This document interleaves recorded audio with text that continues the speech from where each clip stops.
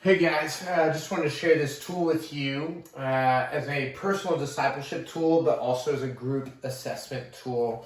For lack of better language or creativity, we'll just call it the triangle. So when you think about what we're after, we're trying to multiply disciples of Jesus that are reaching the campus, the city, and the world.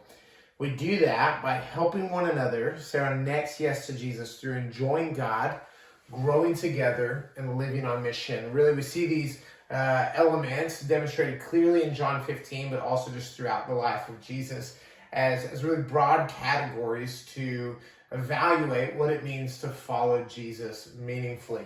So I'm just going to draw a triangle just like this, and then at the top I'm going to put enjoying God.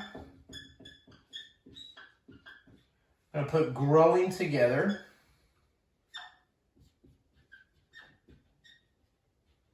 And I'm going to put living on mission. Okay. Then I'm going to put a little point here in the center and dotted lines going to each corner. If you were to look at our house church leader guide, you'll actually see a whole page that talks about what happens when you have an imbalanced group. If you have a group that is kind of all about just enjoying God and growing together, there's somewhat of like a holy huddle. There's no real sense of purpose or living on mission or sharing the gospel with people that are far from Jesus.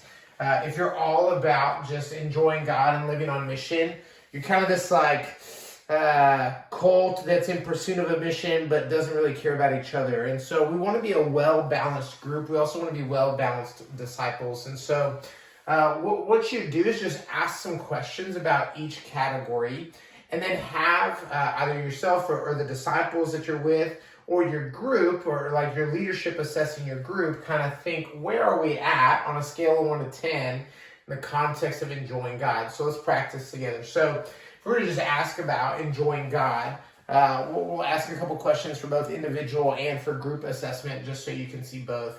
But if we were doing an individual assessment, we might ask like, hey, like, how much unhurried time alone with God are you getting on a weekly basis? Do you find yourself enjoying God more or feeling more pressure to perform for Him? Do you find yourself wanting to know more about God, or do you feel like reading the Bible and studying Scripture is a chore? Do you find yourself eagerly participating in worship? Or is that more of like something you just have to do because that's what good church members do? These are some questions that might help evaluate, am I enjoying God?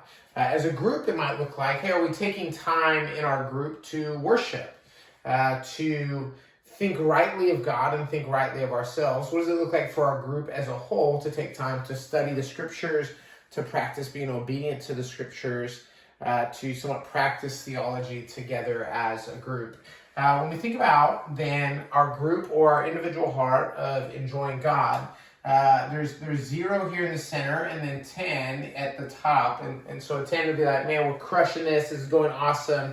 Like if I was enjoying God anymore, I think I'd be with Him in heaven. Okay, so let's say your group is like a 7. Here, you just put a little dot and write a 7 right here. Then let's think about growing together. I think that one of the easiest ways to just evaluate this is through bless, begin in prayer, listen, eat together, serve, and share God's story. How are you individually doing that as a follower of Jesus?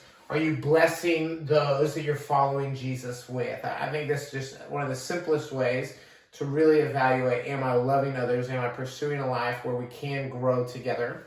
But in your group, you might think, how much time are we giving to fellowship, to getting to know one another, to actually creating space where we can meet each other's needs? And so one of the things that this looked like in our group recently was that we realized we wanted more space for praying for one another during group time. And so now, when we're doing check-ins in the beginning of group, we actually create space to pause and pray.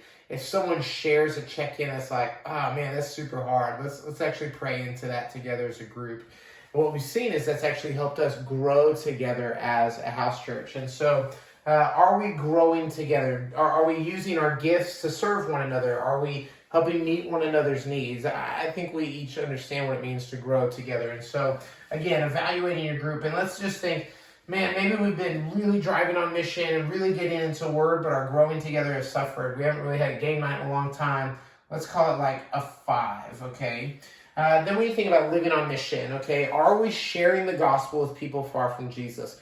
Are we helping meet the needs of those around us that might not know Jesus? In what ways are we blessing our city or blessing those around us? But how are we actually creating space to bless those around us and help share the good news of Jesus with those around us? How are we living on mission? And again, you're evaluating this both personally, but as a leader of a house church, you might also be evaluating your group in this context. And so let's just say it was a super fruitful month, like you threw a block party and you got to have like multiple gospel appointments with people to kind of assess where they're at with the Lord. And you're like, man, this is an 8 right now.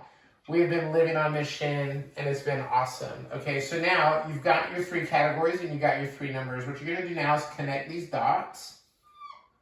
Okay, just like that. Now you've got 2 triangles going on. You just shade in here. And here's what I'd say, okay? So if Jesus is the king of our heart and in him is light and there is no darkness, then what I'm asking Jesus to do is to light up the dark areas of my heart. And so if I was doing this individually, how I'd actually teach this is like, hey, these represent areas where I need to grow in obedience or where Jesus is not yet fully king in these areas in my life. And so then from here, I want to create some action steps of some next steps I need to take in following Jesus. Now, if you're doing this as a group leader, you might think, what are some action steps as a group that we could take to help expand this inner triangle? And we might have a healthier, more balanced group in the context of enjoying God, growing together, and living on mission. You all are smart folks and can probably think of your own action steps. But be willing to experiment with that. Like, don't get locked in to just, hey, we've got to do it how we've always done it. But regularly, I think this is a good thing to do, perhaps once a semester, twice a semester, to just get a pulse on, hey, individually, where are we at? It's a good kind of start of the semester. Hey, let's do the triangle and kind of assess where we're all at individually.